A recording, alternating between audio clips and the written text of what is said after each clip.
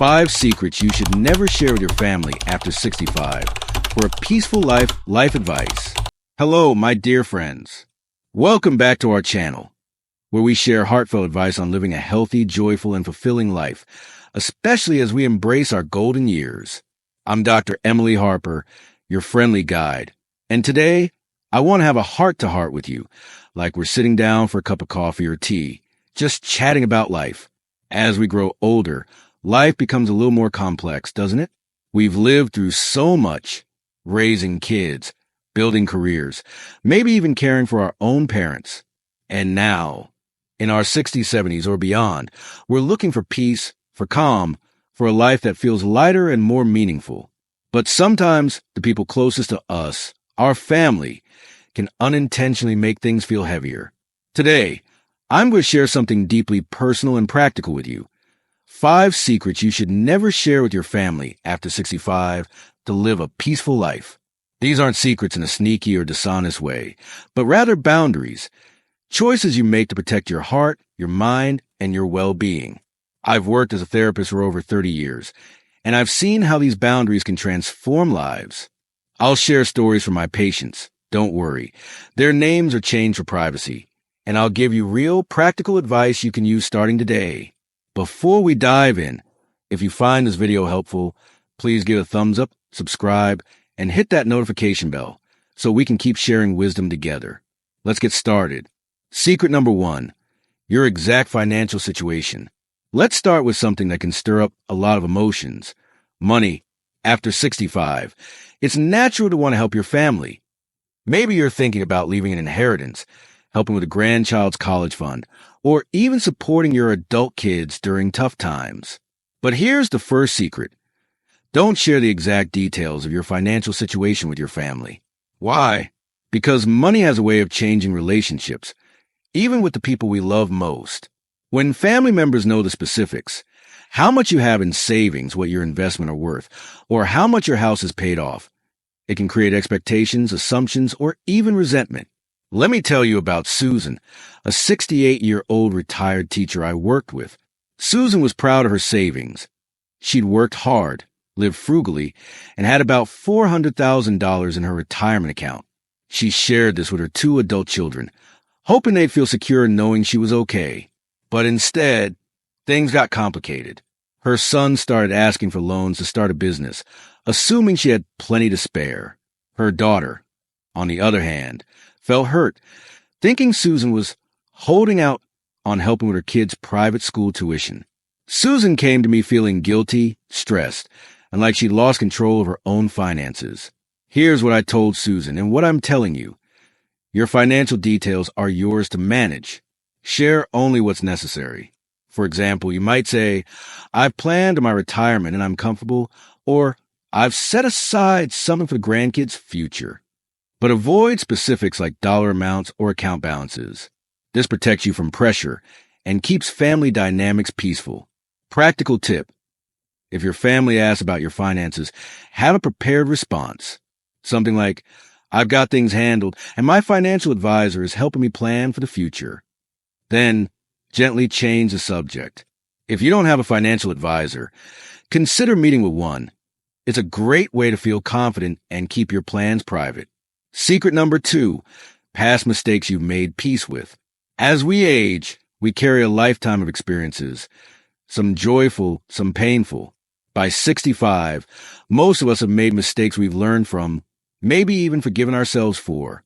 The second secret is this. Don't share past mistakes you've already made peace with, especially if they could be misunderstood or used against you. Let's talk about why this matters. When we're younger, we might share stories of our past to connect with others or teach a lesson.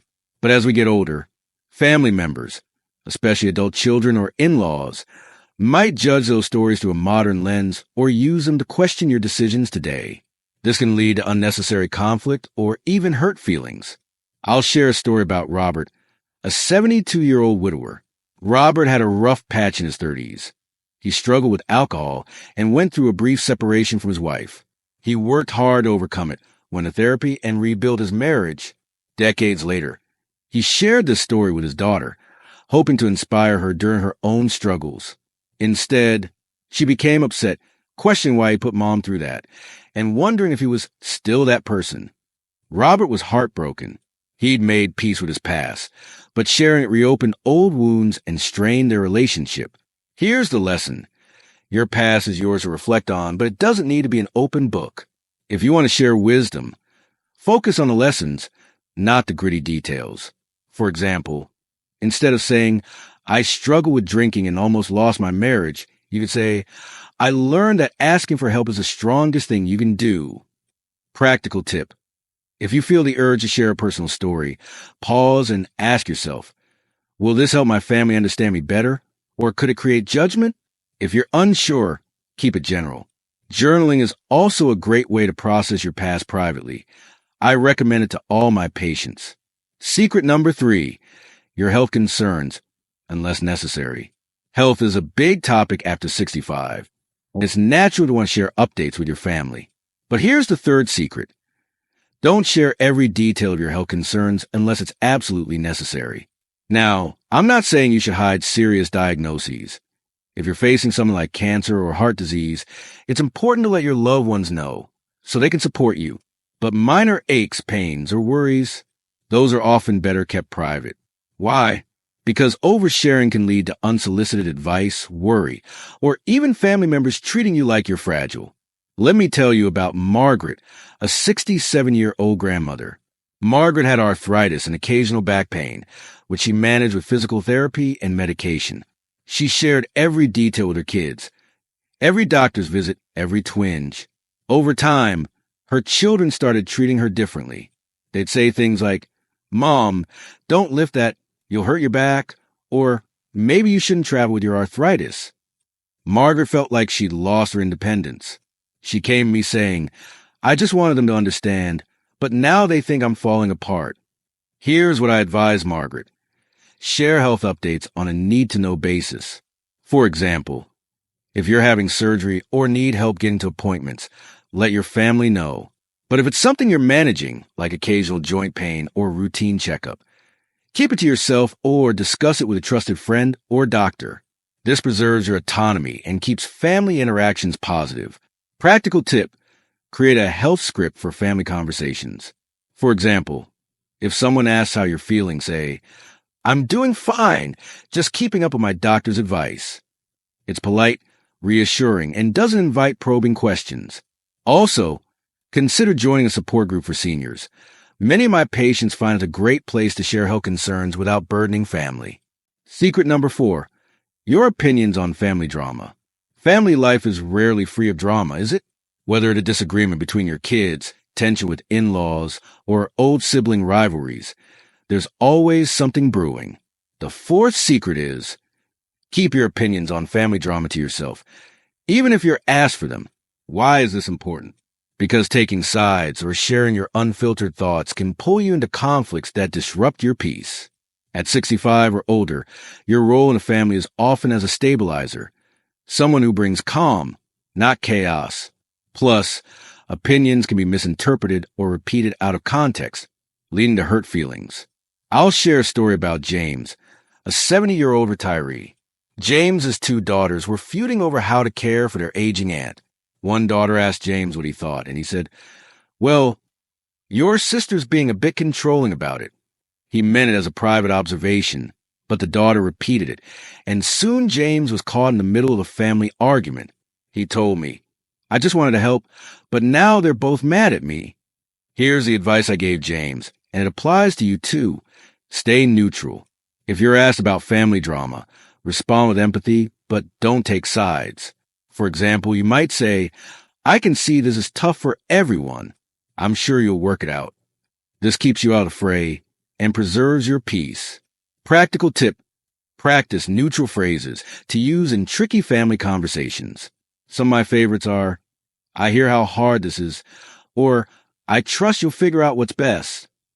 If the drama feels overwhelming, take a step back. Maybe limit phone calls or visits for a while. Your peace comes first.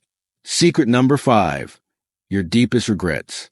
Finally, let's talk about something very personal. Regrets.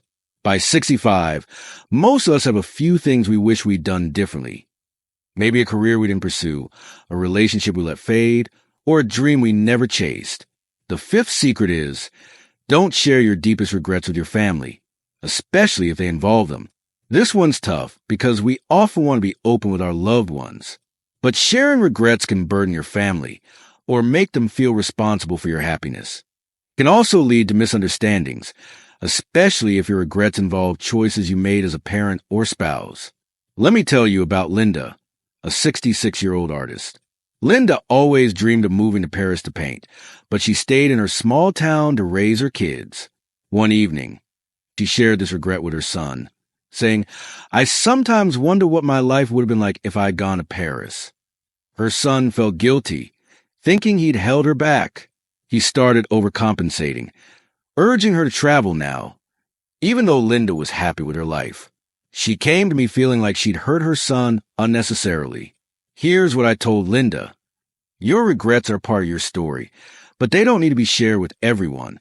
Instead, focus on the joys and lessons of your life. If you want to process regrets, talk to a therapist, a close friend, or write them in a journal. This keeps your family relationships positive and forward-looking. Practical tip. If you feel regret bubbling up in conversation, redirect it to something positive. For example, instead of saying, "I wish I'd traveled more," you could say, "I'm so grateful for the memories we made as a family." It shifts the focus to gratitude, which lifts everyone's spirits. My dear friends, as we wrap up this heart-to-heart, I hope you feel empowered to protect your peace. Let's recap the 5 secrets you should never share with your family after 65. Your exact financial situation, past mistakes you've made peace with, every health concern, your opinions on family drama, and your deepest regrets. These boundaries aren't about hiding who you are. They're about creating a life that feels calm, joyful, and true to you. Living a peaceful life in your golden years is about balance. It's about loving your family deeply, but also loving yourself enough to set boundaries. I've seen so many of my patients, like Susan, Robert, Margaret, James, and Linda, find freedom and happiness by making these choices. And I know you can too.